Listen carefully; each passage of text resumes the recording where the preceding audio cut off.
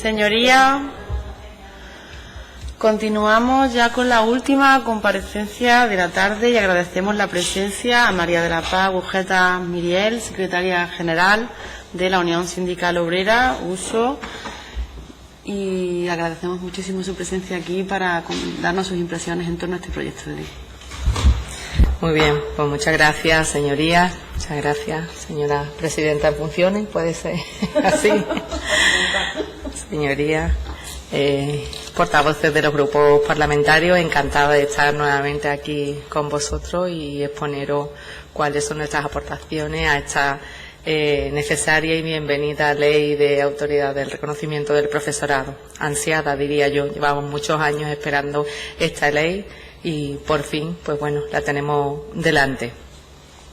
Como digo y adelanto que para la Unión Sindical Obrera de Andalucía es una buena noticia y bueno, siempre, aunque sea una buena noticia, siempre es bueno y hacer consideraciones. Nosotros las vamos a hacer en 3 bloques, consideraciones generales, vamos a hacer una serie de aportaciones también al articulado en concreto y finalizaremos con una conclusión final y una petición expresa que bueno, que entenderán por qué la hacemos. Sin más dilación, comienzo.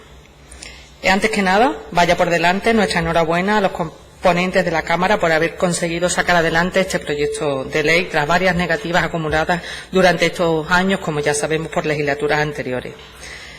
Como bien reconoció el consejero de Educación no hace mucho tiempo en su defensa de este proyecto, pues los datos hablan por sí mismos.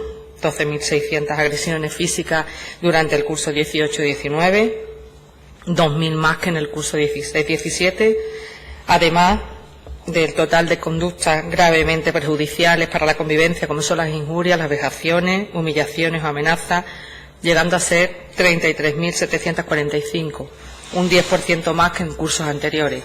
Como les digo, a tenor de la tendencia que han ido acumulando estas agresiones, queda claro que esta ley es completamente necesaria para dar respaldo al trabajo y a la figura del profesorado andaluz, ya que debe proporcionarle consideración de autoridad pública en el ejercicio de sus funciones, tanto fuera como dentro de las instalaciones educativas, así como la presunción de veracidad en sus declaraciones y, además, esto garantizará, sin duda, asistencia jurídica y psicológica. Para nosotros esta parte es muy importante. Desde la FEUSO consideramos que la apuesta por esta ley es una ocasión histórica que no debemos desaprovechar. Con este texto legal, Andalucía se iguala a comunidades como Canarias, Valencia, Madrid, Galicia, La Rioja, Castilla-La Mancha, Castilla-León, Aragón, Asturias, Murcia, aunque todas ellas ya disponían, como mínimo de hace 7 años, de un marco legal para abordar aquellas situaciones en las que se viera violada la autoridad del profesorado. Dicho esto, y dado que Andalucía se enrola en este grupo bastante tarde, insistimos en que no se puede desaprovechar la ocasión y permitir que una ley deseada por muchos trabajadores nazca con carencias y omisiones, las cuales deben ser tenidas en cuenta para así aglutinar y ofrecer cobertura a un grupo más amplio de profesionales. Dicho de otro modo, hacer que las leyes tengan una utilidad clara para la mayoría y beneficien al máximo número de personas posible. A este respecto, y fieles al tipo de sindicalismo que desde la USO realizamos, libre, plural, autónomo e independiente, consideramos que esta nueva ley debe garantizar la misma protección a todo el profesorado de los centros docentes, sin hacer exclusiones dependiendo del tipo de centro al que pertenezcan. Pasamos ahora, después de estas consideraciones generales, a hacer aportaciones al articulado concreto. En el artículo 1, nosotros en objetivo y finalidad de esta ley decimos que se tiene que añadir el siguiente texto al final del mismo: procurar el adecuado clima de convivencia en los centros educativos de Andalucía. Entendemos que el objetivo y la finalidad quedan de esta forma mucho más redondeados. Siguiendo con el segundo artículo del ámbito de aplicación, entendemos también que se debe de añadir lo siguiente: precisamente aquellos ámbitos en los que consideramos aún más necesaria refrendar esta autoridad. Son los ámbitos de actuaciones socioeducativas con programas de acogida al alumnado inmigrante, a las aulas hospitalarias, a la atención socioeducativa domiciliaria, a las aulas temporales de atención lingüística, los programas formativos de centros de menores y a los centros penitenciarios. Concretamente, este mencionado artículo hace referencia en su punto B al artículo 7, alusivo a la asistencia jurídica y psicológica, a la que le alude que va a ser exclusivamente para el profesorado de los centros públicos. Nosotros, desde la USO, hacemos dos consideraciones y dos distinciones claras. Por un lado, defendemos que no puede ser excluyente la atención psicológica para miles de docentes andaluces. Esta debe ampliarse a los docentes de los centros sostenidos con fondos públicos, con los que la Administración tiene también una clara responsabilidad a través de los gabinetes de salud laboral de las diferentes delegaciones territoriales.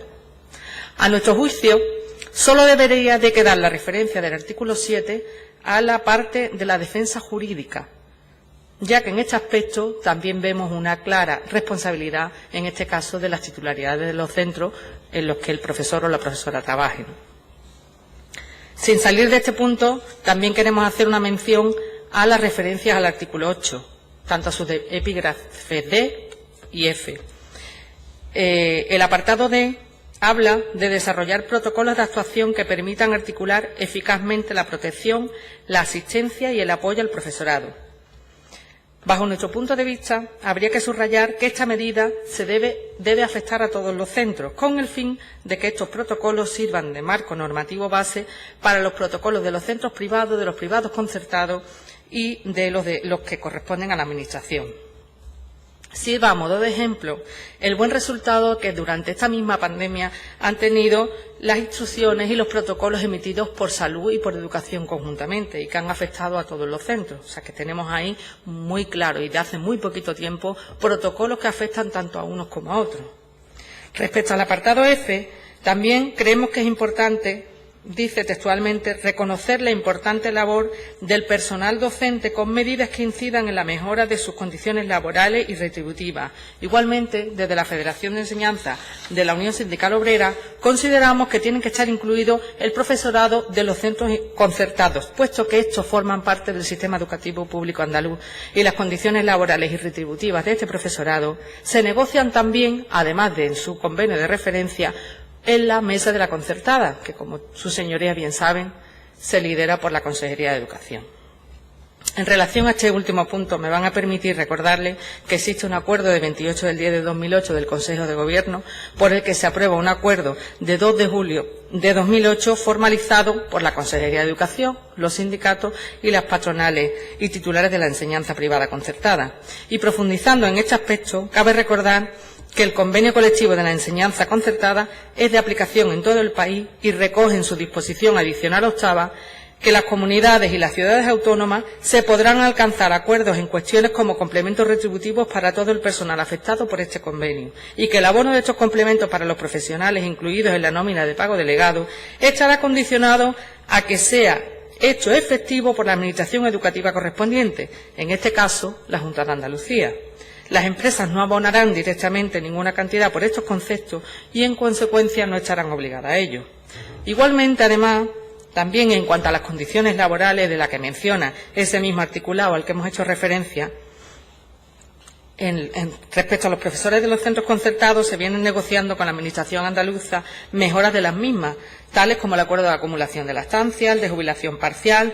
No obstante, no puede caer en el olvido que en las enseñanzas secundarias el profesorado de los centros concertados tiene una jornada lectiva de entre 23 y 25 horas frente a los compañeros de pública cuya jornada, como bien saben sus señorías, también es de 18 horas. Por lo que sería muy necesario, en aras precisamente de este justo reconocimiento a la labor docente, que se negociara un nuevo acuerdo con la Consejería de Educación de jornada de reducción lectiva del profesorado de los centros concertados. Igualmente, ya este año expira el que tenemos de jubilación parcial. Sería deseable también que se volviese a prorrogar para el año 22 y los siguientes. Finalmente, y antes de terminar, nos gustaría hacer una consideración especial al profesorado de religión de los centros públicos andaluces. Se sobreentiende que estarán amparados por esta nueva norma que hoy abordamos y reconocidos igualmente como autoridad pública por su condición tanto de docentes como de trabajadores de los centros públicos andaluces. Sin embargo, tenemos que hacer una distinción entre los de secundaria y los de infantil y primaria. Como bien sus señorías saben, los de secundaria sí pertenecen a la Junta de Andalucía, pero los de infantil y primaria aún no están transferidos a nuestra comunidad, siguen perteneciendo al MEC.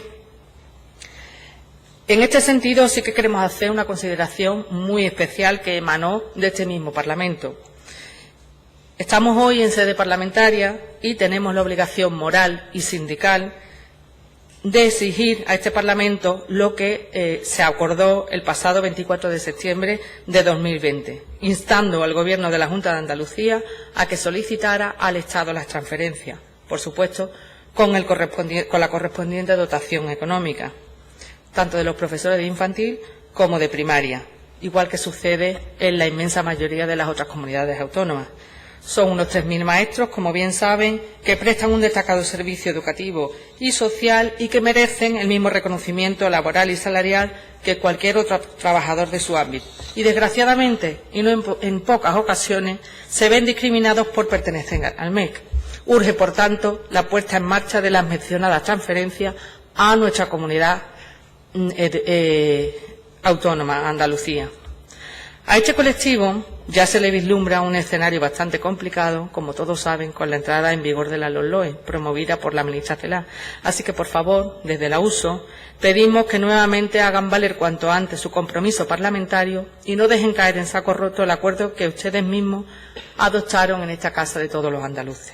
Sin otro aspecto más que destacar, agradecemos de nuevo a esta comisión la oportunidad que nos han brindado para la construcción de este reconocimiento de ley de autoridad del profesorado y apelamos a sus señorías a que tengan en consideración nuestras alegaciones propuestas. Muchas gracias por su atención y quedo a vuestra entera disposición para cualquier duda o aclaración. Solo decir una cosilla, daremos ahora nuestra intervención y además el convenio colectivo del sector de la enseñanza concertada, señaladito la adicional octava de la que hablamos para que vean con claridad sus señorías este tipo de acuerdos, que no hay ningún problema y se llega con la administración como es preceptivo. Muchas gracias. Muchísimas gracias. Pues, señorías, damos por finalizada la tarde de comparecencia. Buen viaje hacia vuestras casas.